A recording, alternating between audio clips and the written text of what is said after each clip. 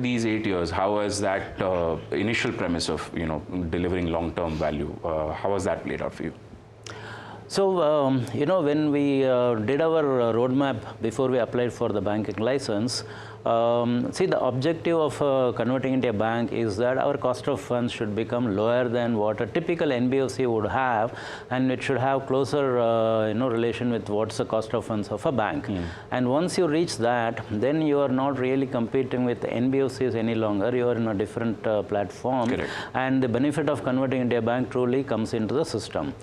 So when we had sat down initially, we had penciled in a plan that in a 10-year time frame, our cost of funds should come to a level which is close to the large banks and much better than the best of the NBFCs, but closer to a large bank. So we had kind of put out a 10-year roadmap. So now 8 years we have completed. So when we convert into a bank, just before converting into a bank, our cost of funds as an NBFC was about 10.5%. Okay. When we converted into a bank, our landed cost of money, as a bank, we calculate what we call as a landed cost of money, which is the interest cost that we pay on deposits, plus the entire liability team, which we set up as a bank to mobilize deposits, the entire cost of the liability team, and there's a certain level of negative carry on our SLR-CRR investment, which we have to make as a bank. So if I add all the three components, that we call as a landed cost, and actually the cost of raising the money in the bank. That's what we call as landed cost. When we were an NBFC, it was 10.5%.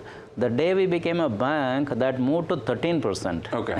Because my interest cost went down, but I suddenly, had to take about 3,500 people to mobilize deposits. Yeah. As an NBFC, I had 3 people raising money from the banks. 3 became 3,500 people. Sure.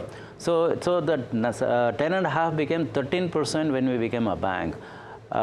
This year, that 13% has come down to 9% because of our interest rates also coming down, as well as the efficiency of mobilization also going up.